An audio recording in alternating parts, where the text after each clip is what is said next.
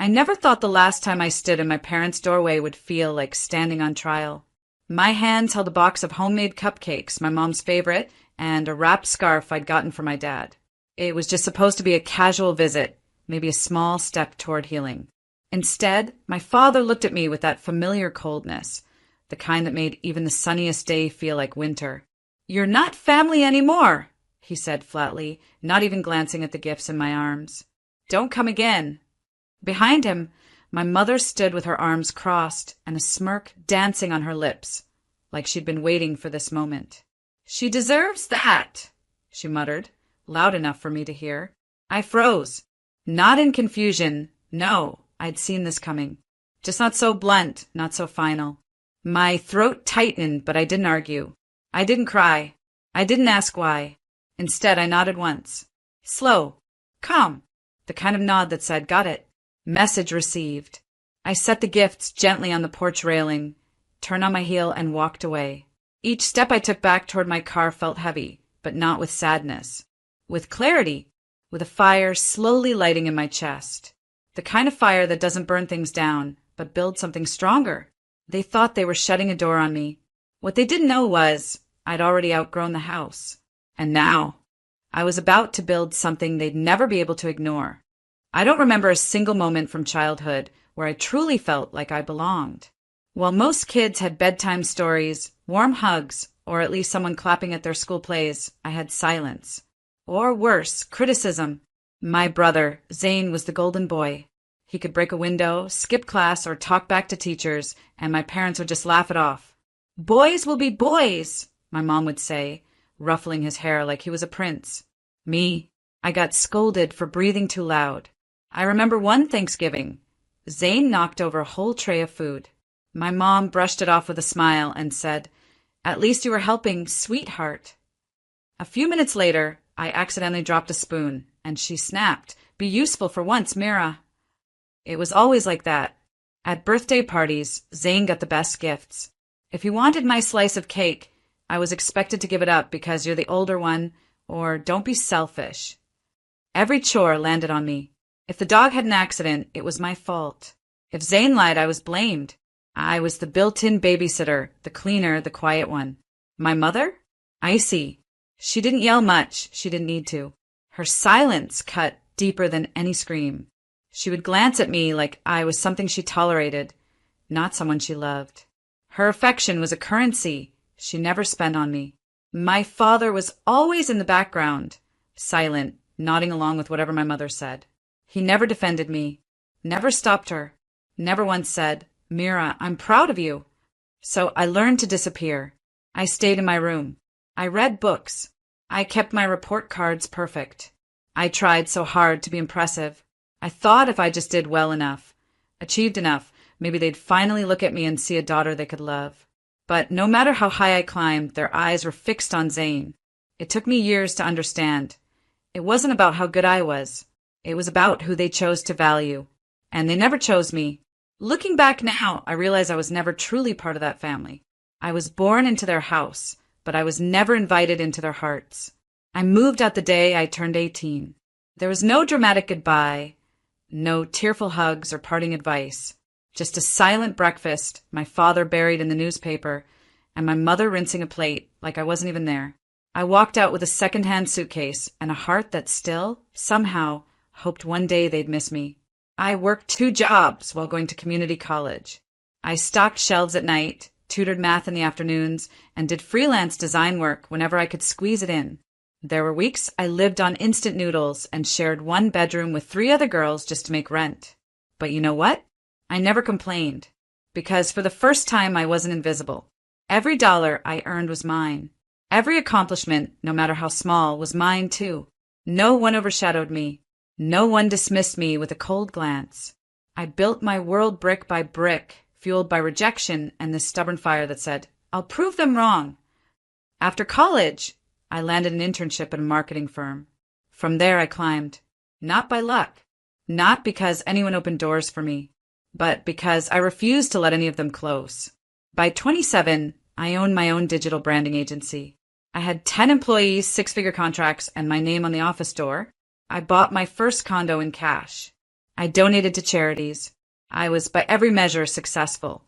But success doesn't fill the holes family leaves behind. Every milestone made me ache. I wanted to call someone to hear, "We're proud of you, Mira." I wanted to host a holiday dinner where I finally sat at the center of the table. I wanted to matter to the people who had spent their lives reminding me I didn't. So I sent invites, birthday cards, holiday gifts. I still showed up to family events when I was included, smiling, offering help, hoping someone would finally say, "You did it." They never did. My mother would glance at my handbag and mutter, "Must be nice to waste money on labels." My father would ask about my business, then nod blankly and turn away before I finished answering. Zane, of course, always arrived late and left with leftovers, acting like the star of every room. I kept showing up, though, because some part of me, the part that still wanted to be loved, kept whispering, maybe next time. But eventually, even the strongest heart realizes when it's not wanted. And mine had been bruised for long enough. It wasn't like I hadn't tried. Over and over again, I kept reaching out, hoping something would shift. I sent them thoughtful gifts on holidays, things they once mentioned in passing. A record player for Dad after he said he missed vinyl. A handmade silk scarf for Mom, just like the one she used to admire when we passed the boutiques downtown. No notes asking for praise. Just love, quiet and hopeful. I'd call and ask how they were. I'd offer help, like when their roof needed repairs or when Dad had trouble with his new phone. Each time, I'd hear that stiff politeness, that cold distance, the kind that says, "You're not welcome, but we won't say it out loud." They never reached out first, not even once. But I told myself, maybe they don't know how. Maybe they're just not expressive people. Maybe I need to try harder. So I tried harder. Then came the wedding. My cousin Priya and I grew up like sisters. We'd build forts out of couch cushions, whisper secrets under blankets, cry on each other's shoulders after middle school heartbreaks. Even after I moved out, she stayed in touch. Or at least she used to. When I heard she was getting married, I waited for the invitation to arrive. Days passed, then weeks. I thought maybe it got lost. Maybe she had the wrong address. So I called Mom. "Oh, Mira," she said, her voice syrupy and fake. "It's just a small thing. You know, immediate family only." Immediate family. The words didn't hurt at first. They sat there in the air, like smoke, until I realized what they meant. I wasn't considered immediate family. I wasn't considered family at all. But Zane was going. So was every aunt and uncle, every cousin, even their neighbor from 3 houses down. I saw the pictures later on Facebook. My parents beaming in the front row. My brother making a toast. Priya in her gown, radiant, and not a single message from her. It felt like erasure. I didn't cry. I didn't scream. I just closed my laptop, walked into the kitchen, and stared out the window for a long time. Something in me cracked, but instead of breaking, it hardened. That was the last time I tried. The last time I bent over backward for people who made it clear I didn't belong. I had loved them enough for a lifetime, and they hadn't even offered basic decency in return. So I stopped. I stopped calling, stopped sending gifts, stopped waiting for their affection like a child outside a locked door. Because love should never feel like begging. And I was done begging. The confrontation wasn't planned. I didn't walk into my parents' house that day with some dramatic speech in mind. I just wanted answers. Closure. Maybe even a little truth. I rang the doorbell, holding a small basket of sweets. Diwali was a few days away, and while I knew they wouldn't invite me, a part of me still believed in tradition, in family, in decency. The door opened and Dad stood there. No smile, no greeting, just a cold glance before he stepped aside wordlessly to let me in. Mom sat on the couch, scrolling through her phone like she hadn't noticed I arrived. But I knew she had. She always did. I placed the basket on the coffee table. "I wanted to wish you both a happy Diwali," I said softly, my voice trying to stay calm. Mom didn't look up. "We're busy," she murmured. "I know," I said, swallowing the knot forming in my throat. "But I need to talk." That's when Dad finally spoke. "If it's about the wedding, don't start. We already told you. Only close family was invited." "Close family?" I repeated, my voice sharper now. "Do you hear yourself?" Mom raised her eyes then, smug, like she had been waiting for this moment. You're the one who distanced yourself, Mira. You left. You don't visit. You live in your little bubble. I left because you gave me no choice, I snapped. You've never treated me like part of this family. I tried again and again, but nothing was ever enough for either of you. Dad crossed his arms. You're too sensitive. Always have been. That's your problem. Everything's an issue. No, I said quietly. You know what the problem is? You all act like I never existed unless you need something from me. You talk about me like I'm a burden, and yet somehow my success, my money, still makes its way into your conversations. He glared at me, jaw tight. You don't get to come in here and lecture us. And you, I turned to Mom. You've never even pretended to like me. You treat my brother like a prince, and me like I'm disposable. She didn't deny it. Instead, she just smiled, tilting her head slightly.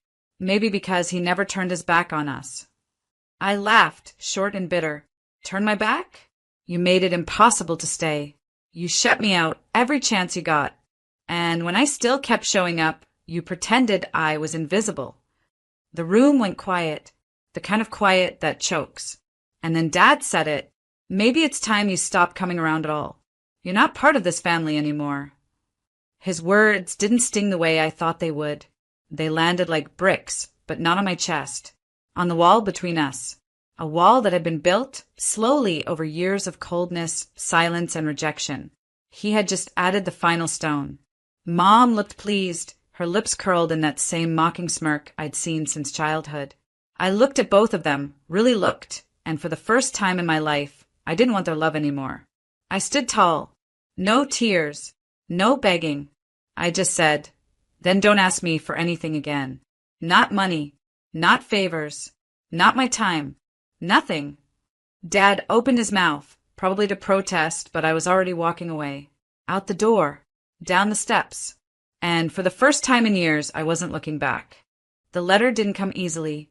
It took me 3 days, countless drafts, and several long walks around my apartment just to start writing. Not because I didn't know what to say, but because, for the first time in my life, I wanted to say it perfectly, clearly, without apology, without softening the truth to protect the very people who never protected me. I titled it simply, Goodbye. Then I began, Dear Mom and Dad, this is not a letter asking for understanding, love, or closure. This is not a plea. This is a declaration. For as long as I can remember, I've been trying to earn a place in your hearts. I was the daughter who studied hard, worked double shifts, smiled through the pain, and kept showing up, even when you pushed me away. I sent gifts you never acknowledged. I called only to be met with cold tones and shorter silences. I let you guilt-trip me into funding repairs, bills, and birthdays, because a part of me still believed, maybe foolishly, that family meant something. But family, I've learned, isn't something you're born into. It's something that's built through love, support, and mutual respect. And in that sense, we've never really been a family, have we? I've spent my entire life chasing approval from people who treated me like an outsider. I was never the favorite. I was barely tolerated. My wins were ignored and my pain was mocked. You cheered for my brother, made excuses for his mistakes, and built him a pedestal while leaving me to climb alone. And yet, when I succeeded, you smiled, not with pride, but with calculation. What could Mira give us now? What would she pay for? So let me make this easy. Nothing. I will no longer be the emergency ATM. I will no longer take late-night calls to bail out problems I didn't create. I will no longer send birthday money, festival gifts, or plane tickets. I owe you nothing, because you gave me nothing of value except a reason to become who I am without you. I don't write this to hurt you. I write this so that, for once, you hear me, unfiltered, unashamed, and finally free.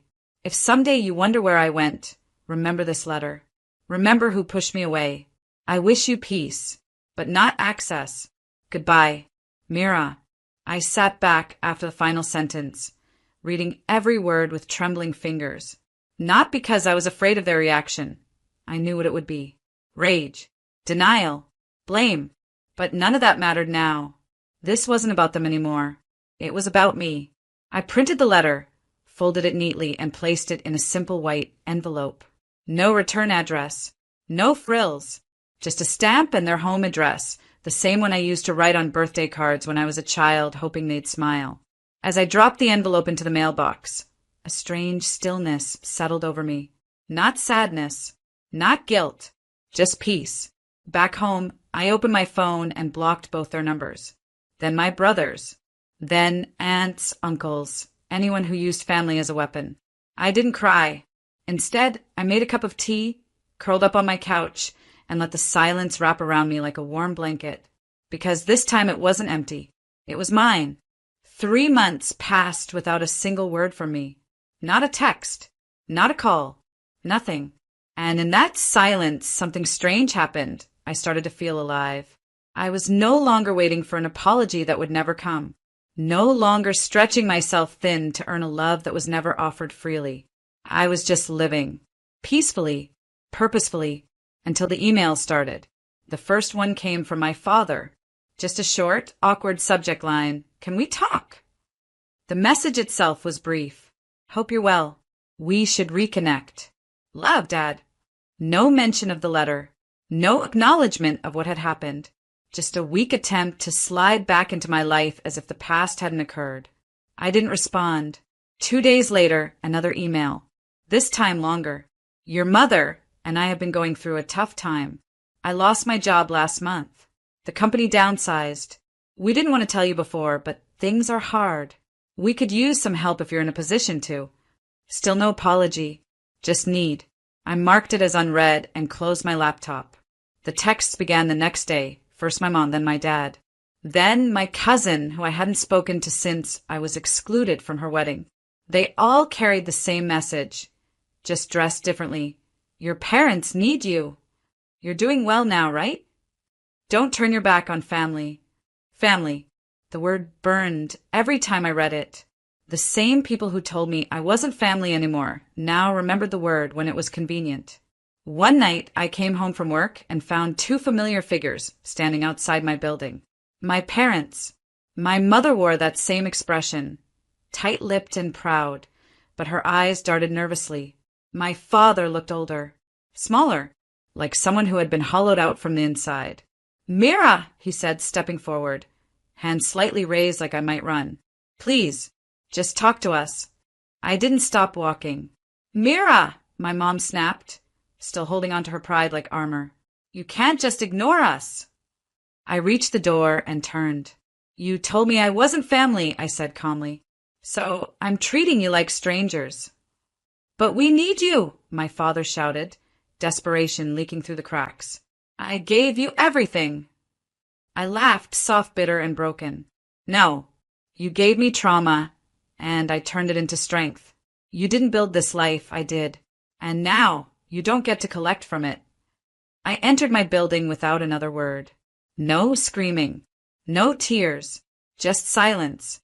Later that night, I reread the last email my father sent. This time I didn't feel guilt. I felt closure. They hadn't changed. They weren't sorry. They were just scared and broke. And I was free. I didn't owe them answers or explanations. I didn't owe them money or second chances. The silence wasn't revenge. It was protection. From their chaos, from their cycle, they made a choice. Now they would live with it. I used to think blood was everything, that no matter how hard it got, family ties would somehow bring people back together, that if I was just better, kinder, more forgiving, more successful, they'd come around. They'd see me. But standing in the kitchen of my new home, laughter floating in from the living room, I realized something deeply freeing. Love is an ode. It's chosen. And I had finally chosen mine. After everything, after the letter, the silence, and the pain, I didn't spiral. I didn't sit by my phone waiting for the next guilt message. I didn't doubt my worth. I simply started living. I bought a house, not to prove anything, not to show off, just because I wanted a space that felt like mine. Warm wood floors, big windows, sunlight everywhere. A home where I could breathe. And I filled it not with antiques or family heirlooms, but with people who made me feel seen. Like Lena, my best friend since college, who brought over her dog and a homemade casserole the very first night I moved in. I don't care if you don't have plates yet, she said. We're celebrating. Or Maya, my co-worker turned sister in spirit, who painted my guest room with me until 1 a.m., music blaring, paint in our hair. "This is our sanctuary," she said. "No ghosts allowed." Then there was Jonah, my mentor and now dear friend, who showed up with a bottle of champagne and said, "Tamira," for burning bridges that led nowhere. And one by one, piece by piece, I built a world that felt like mine. The first holiday I hosted in my new home was small, but unforgettable. The scent of cinnamon and roasted vegetables filled the air. My friends came early to help decorate. String lights around the porch, candles on the table, mismatched chairs that somehow made everything feel more personal. We laughed. We told stories. There were no sharp looks, no snide remarks, no cold silences. Only warmth. Only love. When dinner was served, we raised our glasses. Jonah clinked his fork against his wine glass. "I propose a toast," he said, grinning, "to found families and the people who remind us we were never the problem." Everyone cheered. I lifted my glass last. And in that moment, I wasn't thinking about my parents. Not really. I wasn't thinking about the years I spent trying to earn their love or the ache of their absence. I was thinking about the life I'd built, the peace, the laughter, the ease. To peace, I said, and to choosing ourselves. That night, after everyone left and the house had quieted, I sat by the fireplace with a mug of tea. For the first time in years, I felt completely at home. No pretending, no proving, just me. I thought about the girl I used to be, the one who cried quietly in her room after being called selfish for wanting attention, the one who bought gifts she couldn't afford just to get a smile from her mother, the one who kept showing up, even when she was told not to. I wanted to hold her hand. I wanted to tell her it was going to be okay. That one day, she'd stop chasing people who only wanted to hurt her. That she'd stop apologizing for breathing too loudly, for dreaming too big, for existing outside of what they expected. That one day, she'd have a table of her own, a seat she didn't have to beg for, and a family of her choosing who'd save her a spot every time. I still get messages sometimes. A distant cousin tagging me in old photos. A number I don't recognize asking, "Is this Mira?" I never reply, not because I'm angry, but because I'm finally at peace. And sometimes silence is the loudest kind of closure. They chose to let me go. And in doing so, they made space for a version of me that no longer needs their permission to feel worthy. I don't carry resentment anymore. Just gratitude for the lesson. And freedom for the life I get to live now. When I look around my home, at the faces that fill it, I don't feel broken or abandoned. I feel full. Chosen. Whole. This is my real family. And I wouldn't trade it for the world.